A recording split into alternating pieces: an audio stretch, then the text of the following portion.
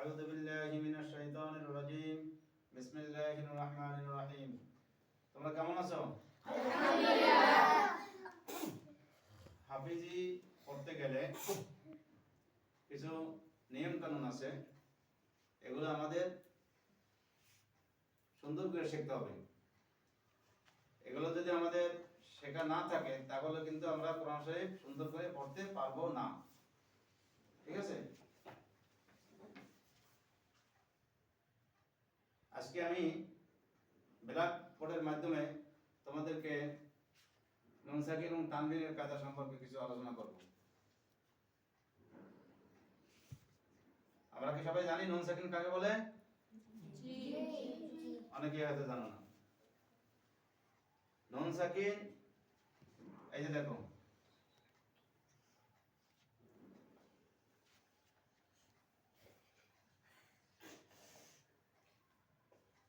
এটা হলো নুন সাকিন, ঠিক আছে?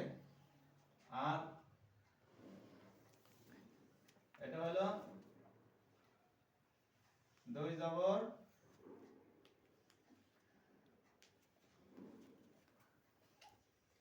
এটা হলো দুই জের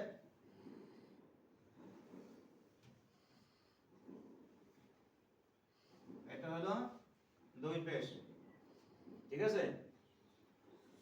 তো নুন সাকিন, দুই জবর, দুই জের, দুই পেশ, এর মাধ্যমে আমরা চারটা কায়দায় কোরআন শরীফ পড়তে পারবো। চারটা নিয়মে নুন সাকিন এবং তানবিন চার প্রকারে পড়া যাবে। কয় প্রকারে? চার প্রকারে। জোরে বলতে হবে কিন্তু। কয় প্রকারে? চার প্রকারে। চার প্রকারে পড়তে হয়। নুন সাকিন তানবিন চিনতে পারছো? জি। নুনের উপর জজম থাকলে নুন সাকিন, আর হরফের উপরে দুইটা টান থাকলে দুই জবর, নিচের দুইটা টান, দুই জের, উপরে দুইটা, দুই পেশ, এই চারটে মিলেই বলে কি নুন সাকিন এবং তানবিন। নুন সাকিন এবং তানবিন কয় প্রকার পড়া যায়? চার চার প্রকারে। প্রকার পড়া যায়। এটা বুঝতে পারছো? জি। চার প্রকার পড়া যায়, ঠিক আছে? তো সেটা কি কি আমি তোমাদেরকে লিখে দেখাচ্ছি। যেমন এক নম্বরে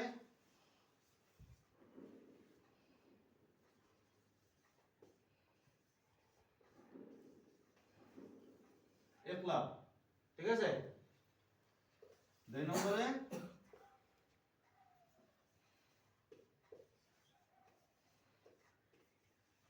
ইদগাম, তিন নম্বরে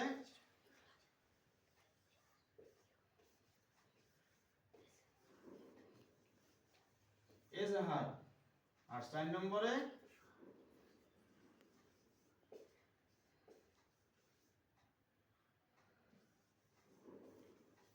ইখফা, ঠিক আছে?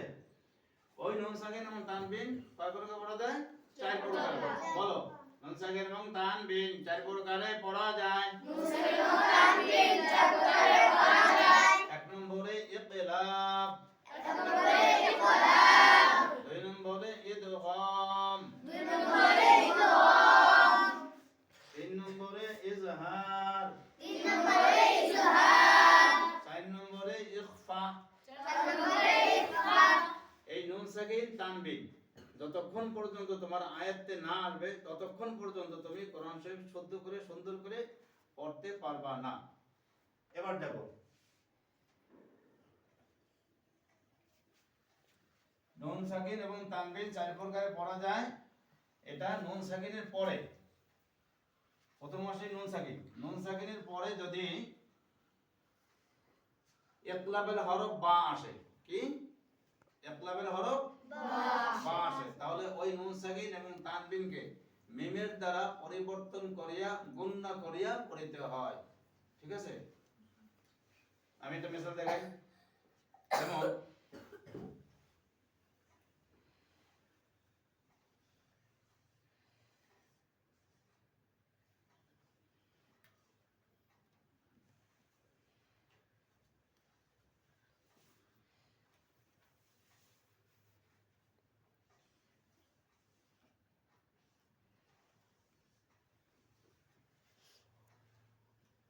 এটা হলো মিমদের মি, নুন নুন মন্দের মিন, এটা নুন সাকিন, ঠিক আছে? আর বাদি, মিন বাদি, এখানে লেখা আছে বা আইন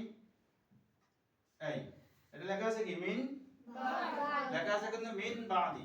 কিন্তু যখন আমি দেখবো নুন সাকিনের পরে বা আসছে তখন কি করতে হবে, মিমের দ্বারা পরিবর্তন করিয়া গুণনা করিয়া পড়তে হবে। তাহলে কেমন কেমন করতে হবে, এখানে একটা ছোট্ট একটা মিম আছে, এই মিমটা যদি নাও থাকে তবু কায়দায় আমার মিশে যাচ্ছে ইকলাব। এই নুনটা যদি নাও থাকে তবু আমাকে পড়তে হবে কি, মিম বাদি। ঠিক আছে, তাহলে আমি এই মিমটা যদি আমি নাও দেই তবে আমাকে মিম পড়তে হবে, যেহেতু নুন সাকিনের পরে কি আসছে, বা আসছে। এর কারণে কি হলো, ইকলাব হয়ে গেল। নুন সাকিনের পরে বা আসছে, তাহলে মিমের দ্বারা পরিবর্তন করতে হবে, এই নুনকে বাদ দিয়ে আমাকে মিম পড়তে হবে। ঠিক আছে, তাহলে মিম মিম দের মিম, বা যাবার বা, দাল দের দি, মিম বা দে। বলো এটা কি তোমরা সবাই বুঝতে পারছো? জি। নুন সাকিন পরে বা আসলে একটা মিম বানাই আমাকে পড়তে হবে, এটাকে বলে কি, ইকলাব। ঠিক আছে, ঠিক আছে, এটাকে বলে ইকলাব। এবার আসুন তানবিন। ঠিক আছে, আমি যদি তানবিন দিয়ে দেই,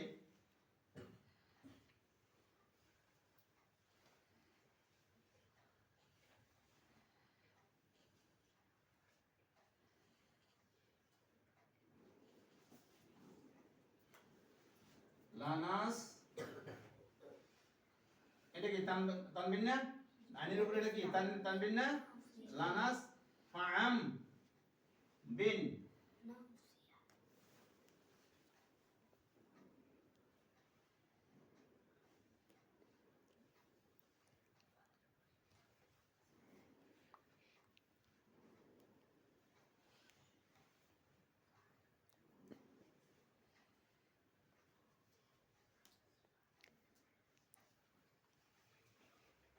লানাস ফাআম বিন নাসিয়া। বলো তো, বলো সবাই, লানাস ফাআম বিন নাসিয়া।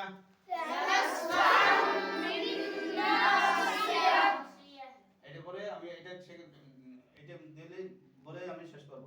তাহলে এখানে কি আছে, তানবিন, তানবিনের পরে কি আছে, বা। ঠিক আছে, তাহলে নুন সাকিন পরে বা আসছে, নুন সাকিনের ইকলাব, আর তানবিনের পরে বা আসছে, তানবিনের ইকলাব। তাহলে তুমি বুঝতে পারছো?